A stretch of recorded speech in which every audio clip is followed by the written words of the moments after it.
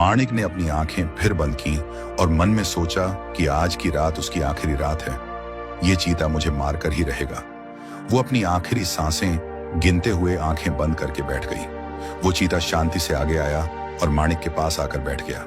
चीते को अपने पास बैठा हुआ महसूस करके माणिक दादी ने आंखें खोलकर देखा तो वो चीता किसी बच्चे की तरह उसे देख रहा था। चीते की आंखों में कोई खौफ नहीं था। वो प्यार भरी नजरों से माणिक दादी को देख रहा था, मानो वो कुछ कहने की कोशिश कर रहा हो। उसका ये बर्ताव देखकर माणिक दादी इतना तो समझ गई थी कि उसे अब उस चीते से कोई खतरा नहीं है। वो अब निश्चिंत हो गई और फिर सो गई। दर्द और थकान के मारे उसकी आंखें बंद हो रही थीं। माणिक दादी के खून की खुशबू और भी कुछ जंगली जानवरों तक पहुंच गई थी।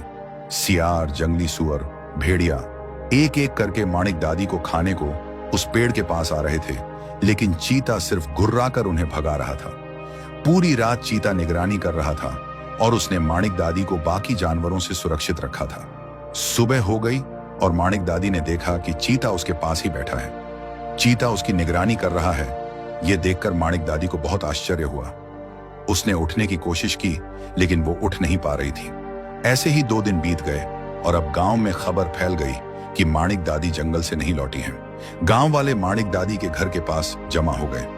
शिशुपाल केशव के साथ गांव के सरपंच, बिंदिया और बाकी सब भी बातें करने लगे कि माणिक दादी कहां गई होगी।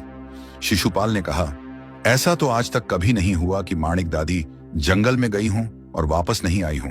केशव ने कहा, हाँ, लेकिन अब वो कितनी बूढ़ी हो गई है। मुझे तो डर लग रहा है कि कहीं किसी जंगली जानवर ने उन पर हमला ना कर दिया हो। केशव की बात सुनकर सरपंच जी सोच में पड़ गए और कहा, कुछ सालों पहले माणिक दादी के पति भी ऐसे ही गायब हो गए थे। एक दिन वो जंगल में जड़ी बूटी लेने के लिए गए थे और वापस ही नहीं आए। उनकी तो लाश भी नहीं मिली थी। ये सुनकर सब सन्न रह गए। अगर माणिक दादी के साथ ऐसा कुछ हुआ होगा तो ये सोचकर सबका दिल बैठने लगा। सबसे ज्यादा चिंता तो बिंदिया को होने लगी। माणिक दादी के बारे में सोचकर उसके माथे पर पसीने की बूंदें आ गईं। उसे लग रहा था कि उसके लिए कोई खास जड़ी बूटी लेने के लिए माणिक दादी गई थी। अगर वो ये बात सबको बताती तो उसकी सास और पति उसे ही दोष देते, इसलिए वो चुप रही। लेकिन मन ही मन उसे माणिक दादी की बहुत चिंता हो रही थी और वो प्रार्थना कर रही थी कि माणिक दादी ठीक हों। थोड़ी देर सोचकर सरपंच जी ने कहा कि हम कुछ मर्द जंगल में जाकर देखते हैं। ये सुनकर एक गांव वाले ने कहा कि क्या हमारा जंगल में जाना सही रहेगा। उस पर शिशुपाल ने कहा, क्यों नहीं, आज तक हम सब की बीमारी का इलाज माणिक दादी ही करती आई हैं। अब अगर उन्हें हमारी मदद की जरूरत होगी तो हमें उनकी मदद करनी ही चाहिए। हम ऐसे डर के मारे हाथ पर हाथ धरे नहीं बैठ सकते। ये सुनकर गांव के कुछ हट्टे कट्टे लोग लाठी काठियों के साथ आगे आए। उन्होंने कहा कि हम सब मिलकर जाएंगे तो जंगली जानवर हमारा कुछ नहीं बिगाड़ पाएंगे। उनका ये जोश देखकर सरपंच जी के साथ शिशुपाल, केशव और बाकी सब जंगल में जाने लगे। जो डर रहे थे वो अपने अपने घर वापस चले गए। बहुत सारे मर्द हाथों में लाठियां लेकर एकजुट होकर जंगल की ओर बढ़ने लगे। कुछ देर के बाद सब जंगल में पहुंच गए, लेकिन उन्हें माणिक दादी कहीं दिखाई नहीं दे रही थी। सब एक साथ थे, इसलिए किसी को डर नहीं लग रहा था। यह देखकर सरपंच जी ने कहा कि यहां तो माणिक दादी कहीं नहीं है, हमें जंगल के और अंदर जाकर देखना चाहिए। सब जंगल के और अंदर चले गए और थोड़ी दूर जाने के बाद उन्होंने देखा कि माणिक दादी थकी हारी एक पेड़ के नीचे बैठी हुई थी और उसके पास एक बड़ा सा चीता बैठा हुआ था। उस चीते को देखकर शिशुपाल ने कहा, यह चीता जरूर हमारी माणिक दादी को मार डालेगा। इसकी वजह से ही माणिक दादी घबरा कर बैठी होंगी।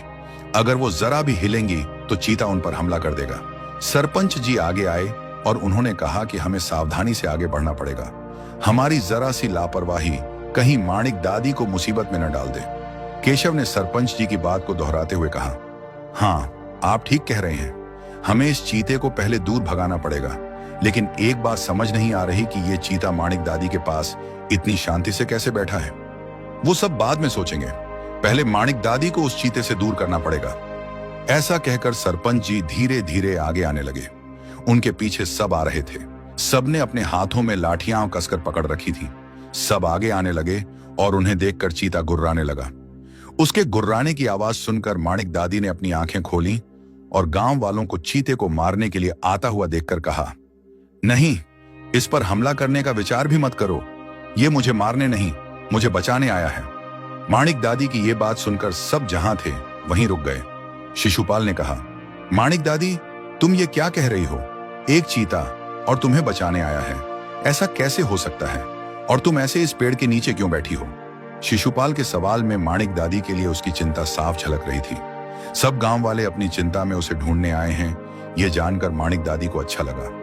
माणिक दादी ने बताया कि कैसे वो फिसलकर एक गड्ढे में जाकर गिर गई थी। सबने देखा कि माणिक दादी का पैर टूटा हुआ है। सरपंच जी ने पूछा, लेकिन ये चीता ये तुम्हारे पास बैठकर क्या कर रहा है? तब माणिक दादी ने इतने दर्द में भी मुस्कुराते हुए कहा, इस चीते को ध्यान से देखो, इस चीते के माथे पर एक खास निशान है। सबने देखा तो चीते के माथे पर ठीक बीच में एक काले रंग का निशान था, जो किसी पुराने घाव के निशान जैसा लग रहा था। निशान देखकर केशव ने पूछा, इस निशान में ऐसा खास क्या है माणिक दादी, और तुम्हें इस चीते से डर नहीं लग रहा है? केशव के इस सवाल का जवाब देते हुए माणिक दादी कहने लगी कि एक बार इंसान उस पर किए हुए एहसानों को भूल सकता है, लेकिन जानवर कभी नहीं भूलता है। ये चीता भी उस पर किए हुए एहसानों को नहीं भूला है। माणिक दादी की ये बात सुनकर सब और उलझ गए। माणिक दादी ने अब विस्तार से बताना शुरू किया। कुछ सालों पहले माणिक दादी अपने पति के साथ जंगल में गई हुई थी। तब उन दोनों ने देखा कि लोहे के एक जाल में चीते का एक छोटा सा बच्चा फंसा हुआ है। दोनों भागकर उसके पास गए। दादी के पति ने कहा कि किसी शिकारी ने जाल बिछाया होगा। आजकल चीतों को भी शिकारी पकड़कर दूर के शहरों में जाकर बेचते हैं।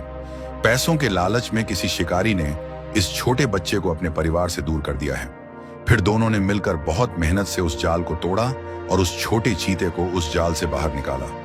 उस चीते के माथे पर चोट आई थी, जिस पर माणिक ने जड़ी बूटी लगाई। वो छोटा चीता दोनों को प्यार भरी नजरों से देखने लगा, मानो वो उनका धन्यवाद कर रहा हो। तभी वहां शिकारी आ गया और चीता भाग गया। शिकारी ने माणिक के पति से झगड़ा किया और कहा कि उसकी वजह से बहुत नुकसान हुआ है, वो माणिक के पति को नहीं छोड़ेगा। उसके बाद एक दिन जब माणिक का पति अकेला जंगल में आया था, तब शिकारी ने उसे मार डाला और उसकी लाश को भी ठिकाने लगा दिया। ये सब माणिक को उस समय पता चला जब वो अपने पति को ढूंढने आई थी, लेकिन गांव वालों के मन में कोई डर न बैठ जाए, इसलिए उन्होंने किसी को कुछ नहीं बताया था। ये वही चीता है जो बरसों पहले हमें मिला था। 2 दिनों पहले जब मैं यहाँ अकेली बैठी हुई थी, तब कई जंगली जानवर मेरे आसपास आ रहे थे। तब इस चीते ने ही उनसे मेरा रक्षण किया है। आज इस चीते ने कई सालों पहले की बात को याद रखते हुए अपने एहसानों को चुकाया है। ये सब सुनकर गांव वाले पीछे हो गए। चीता समझ गया कि वो सब उसे मारने नहीं आए हैं और अब माणिक दादी भी सुरक्षित हैं। चीता धीरे से उठा और एक बार फिर से उसने माणिक दादी की तरफ उन्हीं नजरों से देखा जैसे उसने पहले देखा था। माणिक दादी की तरफ देखकर उसने अपनी गर्दन झुकाई और झट से एक छलांग मारकर दूर झाड़ियों के पीछे चला गया। गांव वालों ने मिलकर माणिक दादी को सहारा दिया और उसे लेकर गांव में आ गए। कुछ दिनों के इलाज के बाद माणिक दादी ठीक हो गई, लेकिन एक चीते ने उस पर किए हुए एहसानों का बदला इतने सालों के बाद चुकाया। इस बात की चर्चा गांव में सालों तक होती रही।